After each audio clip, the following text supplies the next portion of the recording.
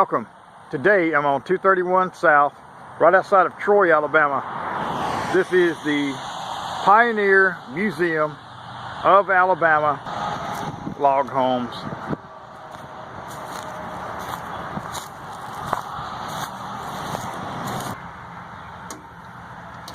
This would be a typical home for our early settlers there. You got the butter churn, oil lamps,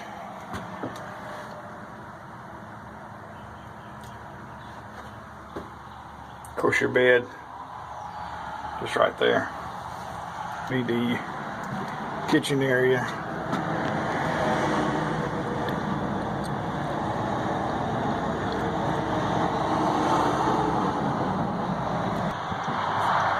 And it's a bell, just like Uncle Randy had got my Grandpa Herbert.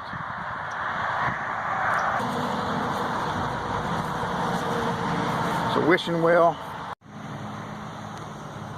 The tenant house.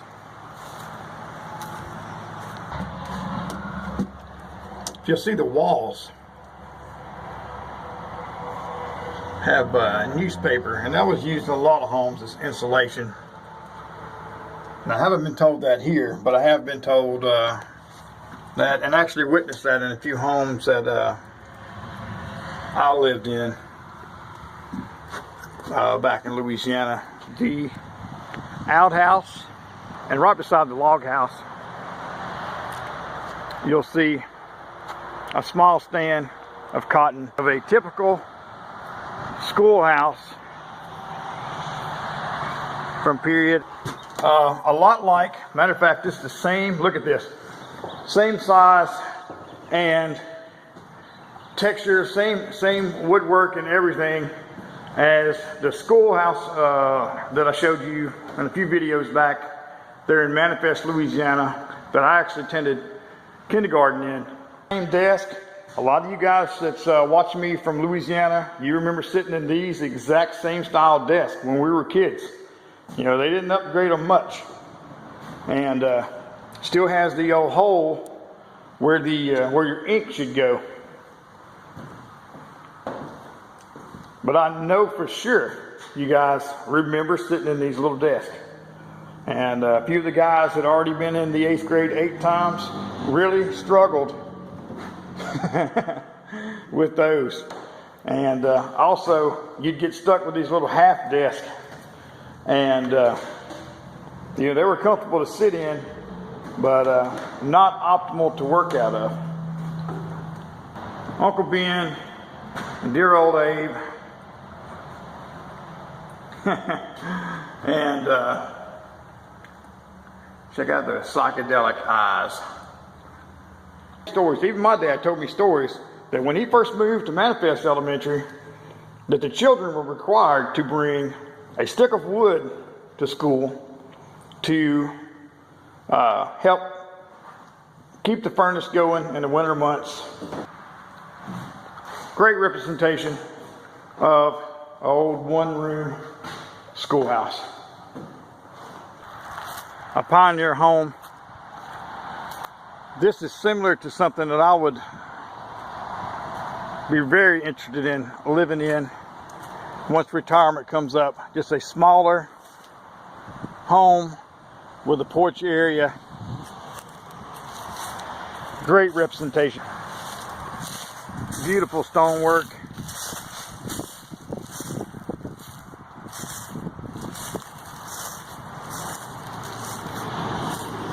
Just gorgeous. Located also here on the property is of the covered bridge. Heading right on out to the country church here, which would also been a one-room building. Another wood burning stove, and the minister would stand right behind here at this small congregation and speak his message. Family home moved here to this location a few years ago. It's a corn crib, which is the old pole barn style structure. Put the corn in there, have the hayloft up top. Now, clearly a lot of this farm equipment is a lot newer, especially with the rubber tires. You got another building down there that they're actually currently working on.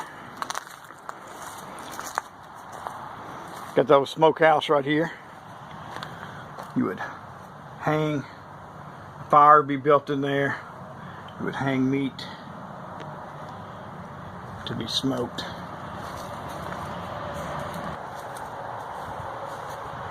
Chicken coop there. You would have a little area there, somewhere for them to get out of the rain. My grandpa Ellis now had a chicken coop just about like that underneath a shed there on one of his properties, and I would go out there and help him collect eggs when I was a little kid.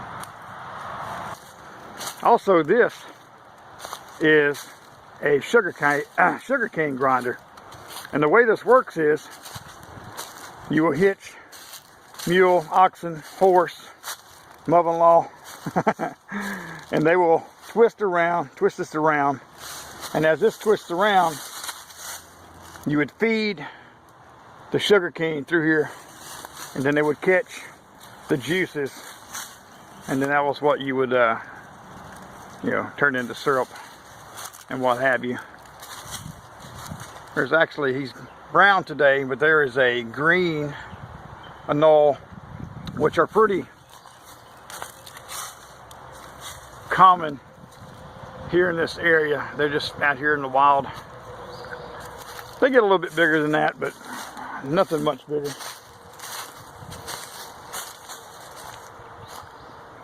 And again, they would take those juices, put them over in this big vat, stir them with a paddle, and actually, while it was being heated, and that was where you would get your syrup from.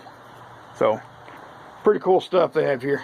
Around these leaves, and these leaves are actually off. I don't know if you can see them or not.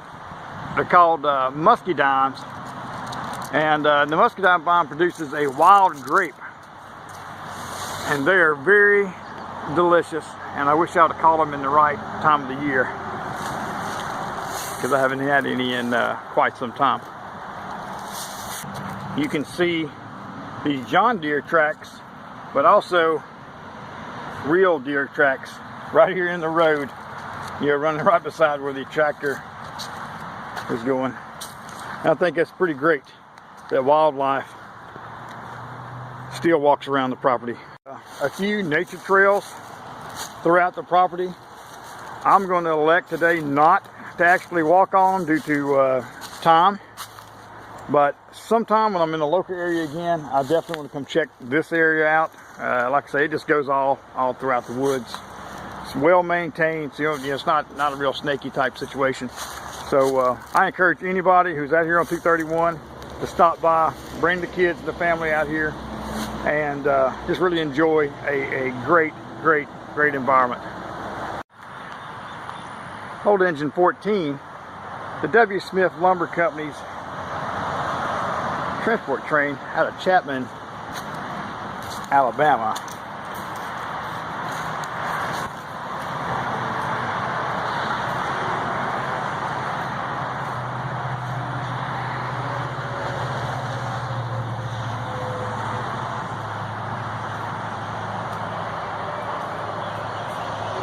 You see what was actually made there in Philadelphia, and then rode the rails and served many years here in the South. See Adams General Store here on the property, and See these Coke bottles? My Grandpa Herbert used to have these stacked up. I'm from the store there in Manifest. He would give you 10 cents a piece for the Cokes. So a Royal Crown thermometer. He had one similar at the store. It was white.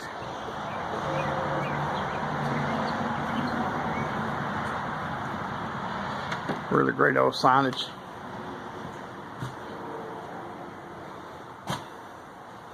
And also I'd go in my grandparents' barns. And these old tins, which a lot of them be rusted out, but they had them old tins stacked up everywhere. And you'd open them up and it'd be, you know, nails or screws or what have you in there. But like I said, if you'll look and you're a pioneer and you made it into town, you know, you can get the latest fashions, where it'd be a straw hat, derby style, shoes of all fashion.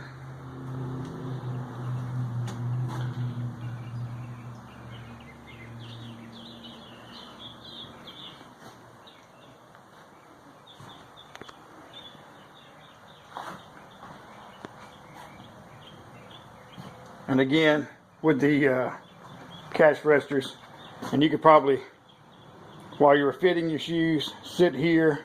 A gentleman would maybe even come over and shine your shoes. So if you did a really great job on there, there'd be no need for you to buy new shoes. So I'm not sure what kind of business model that was, but that's just me.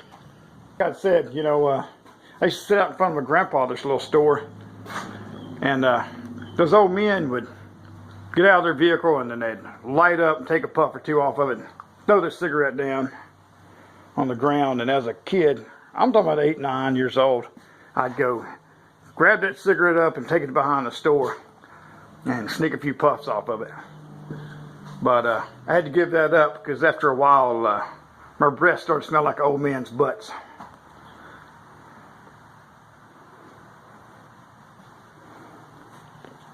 Now I remember our old Coke machine. You would actually fill this up, physically fill it up with ice, and the cold drinks would be down in there, and you'd bring them over to the side and open them right here. Brings back a lots of memories. And this is actually a peanut roaster. Yeah, you feed the peanuts in and actually would turn them. Yep, Elgia. Ha! See these potatoes down here? That was all the raid. I don't know why it was, but people would just make these. This is actually a cotton ball, a bit of cotton, and some pantyhose, and you just make a stitch or two in it, and it gives it the eye. But yeah, it looks just like potatoes in there, but I grant you it is not. But yeah, back in the 80s, a lot of people were just making those. And if you got Prince Albert in a can, you better let him out. He's going to suffocate. That was the old prank call back when you used to make prank calls.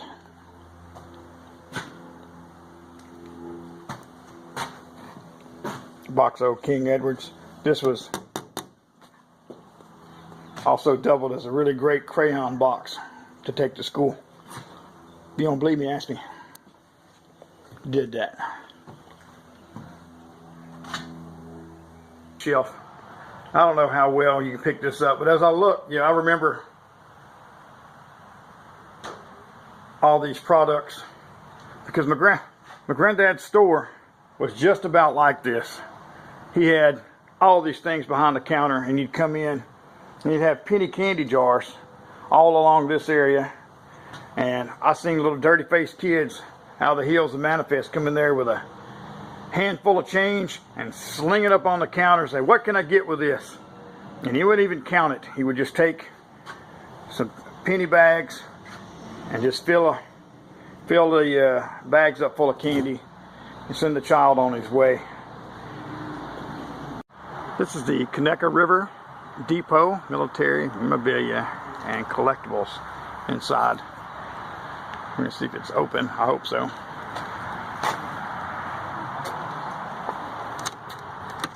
Womp Womp. The museum itself is actually open Tuesday through Saturday, 9 to 5. Adult admission is $10. I think that's reasonable.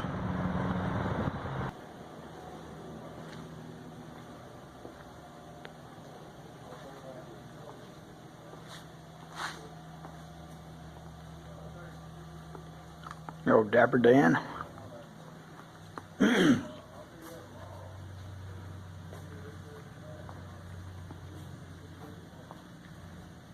Lots of yokes and plows. Different carriages. Also, if you remember these little carts from maybe a Monty Python or whatever, you know, bring out your dead.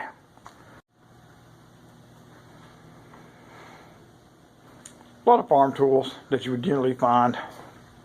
You got some ice tongs, which they've got stickers on them, you know. But honey press, where you actually take the honeycomb and put it in there, and you'd have this this bit to where you would push down and squeeze all the honey out. Bee smoker, property. Some more of those working tools.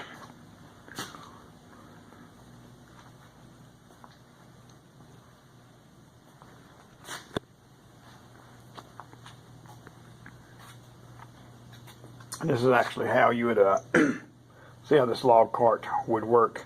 Still wind up dragging the damn thing, but the wheels helped keep it off the ground because you'd latch a chain underneath it. Here's where you would you could either brand your cattle. You know, a blacksmith would heat this up. You know, you got the old anvil smacking and wailing. Every cowboy picture you ever seen, you know, they pass the blacksmith shop. Somebody be shoeing a horse, or you hear the ping from the hammer striking the anvil. Printing press, you know, where they would stamp out. You take the tiles, and that's how you make the paper. This would be another representation. I don't know if you can see this here. But they would align all the little tiles, and then they'd put it just right, and then they would run it through, and then they would spit them out. The Native American pottery that has been discovered here local.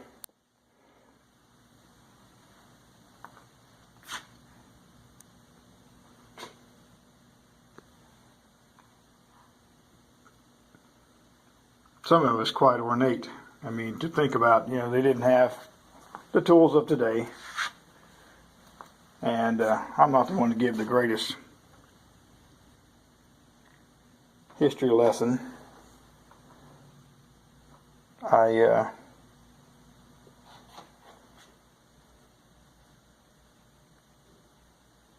think it's pretty neat, though, just the same. I mean, because I used to go arrowhead hunting back when I was a kid. You'd go out there and plow the dirt for your garden or whatever. And then after a light rain, you'd go out and could, you know, pretty much find arrowheads anywhere there in Louisiana. So anywhere in this area. Now I don't know if this is an actual canoe or one that someone has made, but it is, like, again, very good representation. You know, fancy, as they say. Some nice oak silver furnishings. And this would be like a parlor to entertain guests. You know, you have the piano. See if I can play that from here. You know, you have a few books. You know, you can sit over here. See the picture viewer over by the fire. Now, I had asked earlier about this particular sword, on whether or not it would be maybe a Civil War era sword, or maybe even predate that, as it kind of could possibly be a French style sword. And if you look at the handle, it is the same ornate twist on the French swords and a few other swords of the era, and they were just pretty much all emulated. Now the Civil War sword that I own actually has that same twist. We're doing no roll tide, man. Oh man. Now, you see this tiny little knife? I would always see those around too, and my granddad always kept them around to clean under his fingernails with. He always worked in the dirt. Some more fans, you know, made from straw and what have you, reeds. I mean, some of those down there, these clearly aren't weeds. These appear to be ordained. I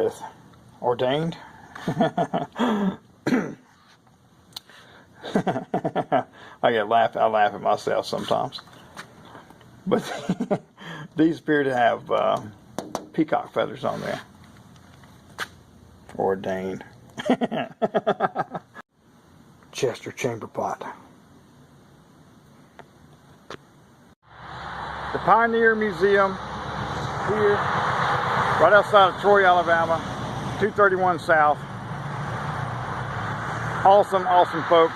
I really appreciate you guys allowing me to film and just walk around the property.